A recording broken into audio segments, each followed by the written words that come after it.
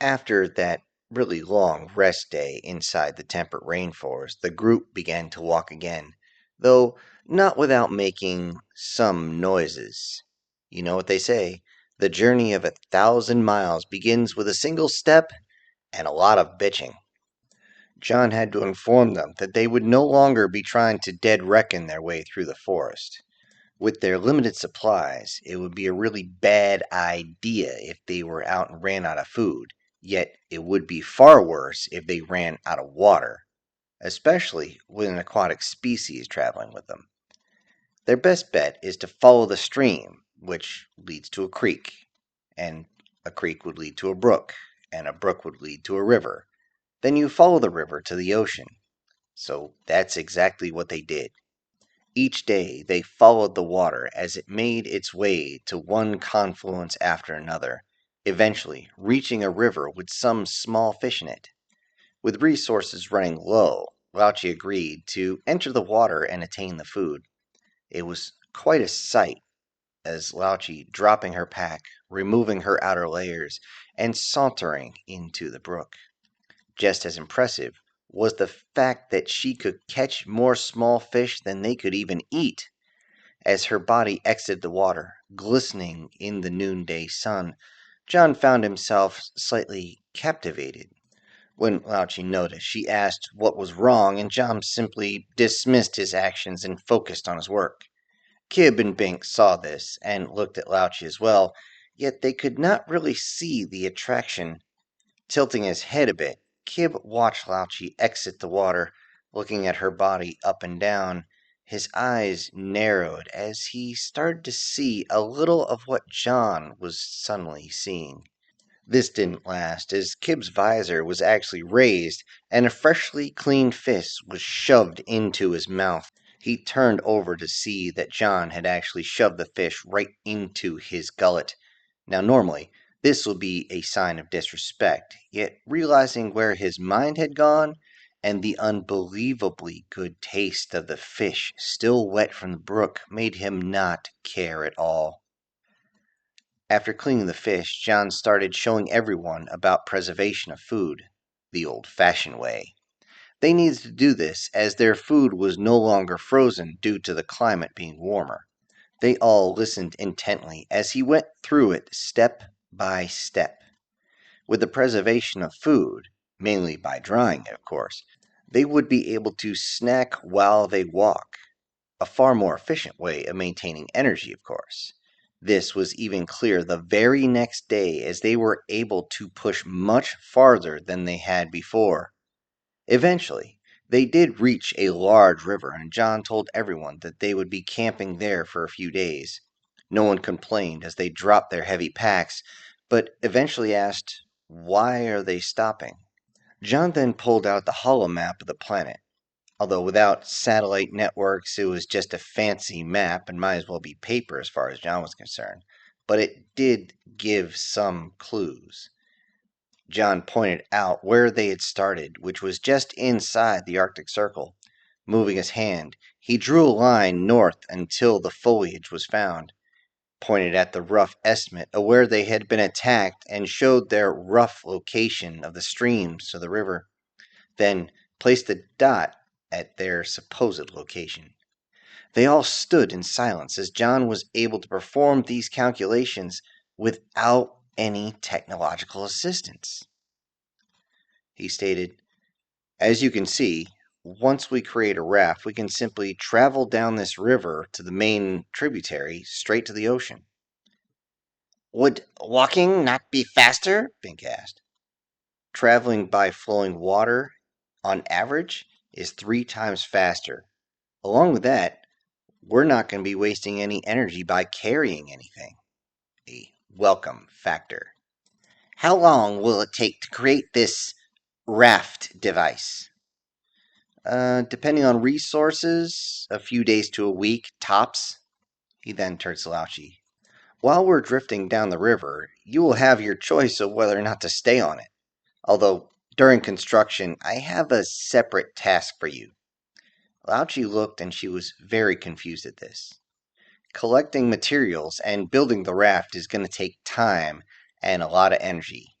This means that we need to maintain or possibly increase our caloric intake. So you need me to go get something from the river? Whatever you can get would be great. As Lauchi turns to leave, he says again, Hold on. We need to get a shelter built first. Searching around, they found a few rock faces that would aid them quite nicely.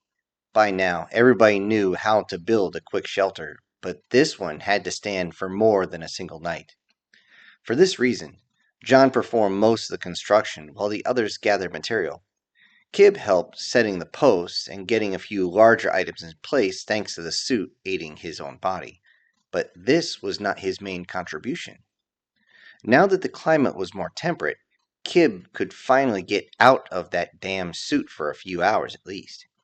He may still have to sleep in it, but thanks to him being able to use his clawed hands, he could strip the bark and weave it into a usable lashing faster than John could have even guessed.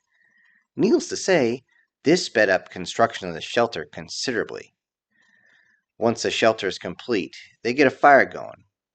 Bink didn't need it as his feathers kept him warm.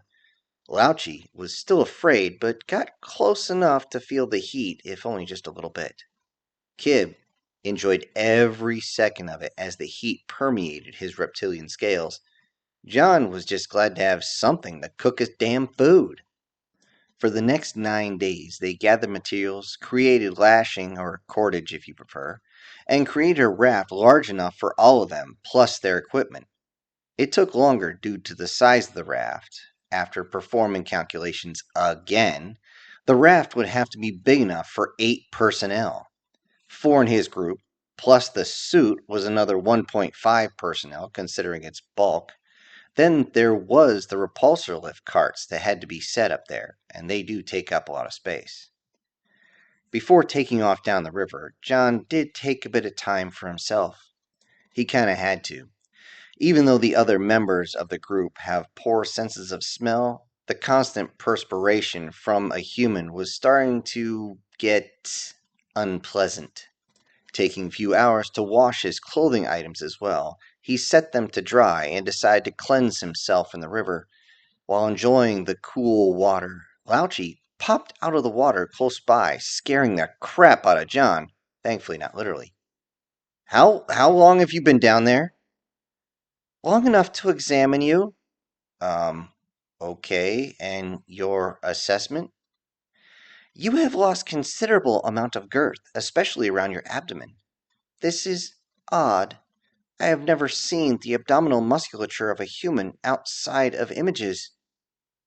So, you like abs, huh? I don't know if I like them. It is strange to see a human without much, what do you call that, body fat? Without it, you seem so bumpy. That's what happens when you gain muscle mass and also lose excess, shall we say, energy storage instead of fat. Oh, so that is how you're able to continue.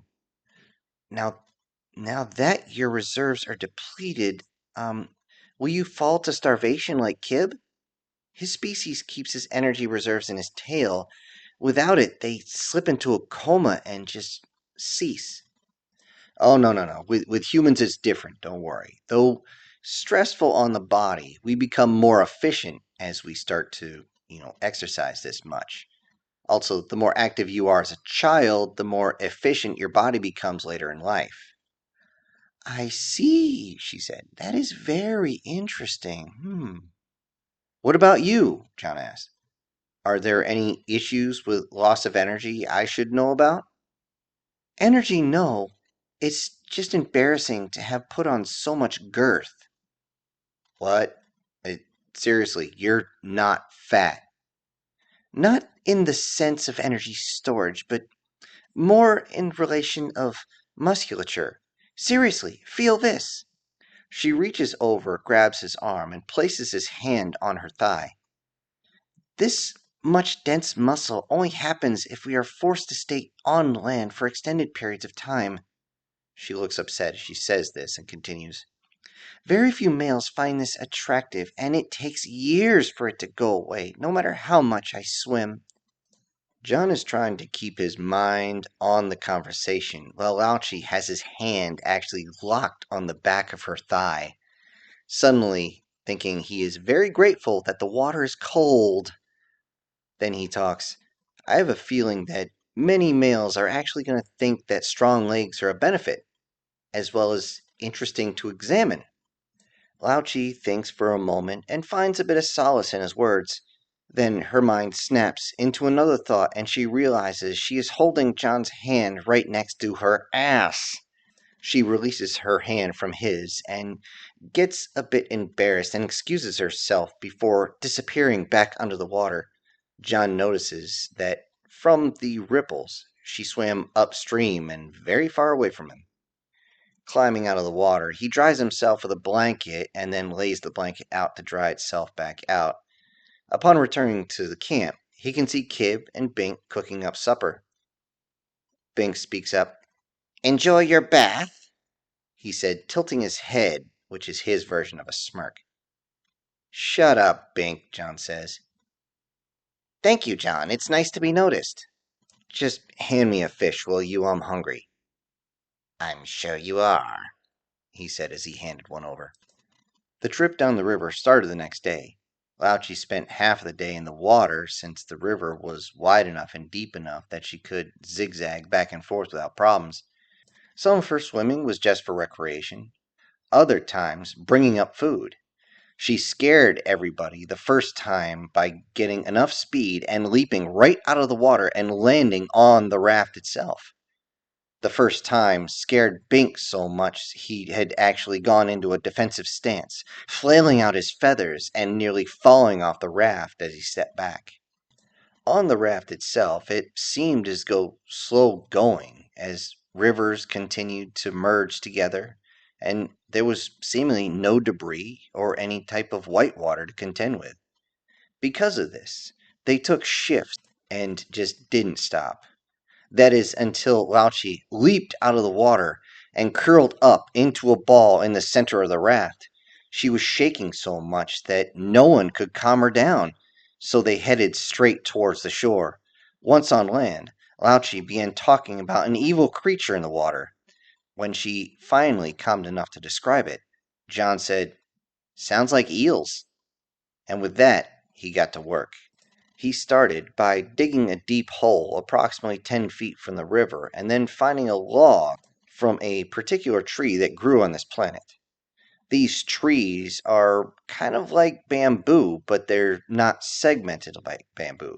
In truth, they're more like overgrown reeds when you think about it. Laying it with the river side in the water and pushed down a little bit, everyone asked what the hell he was doing. John simply answered, I'm fishing.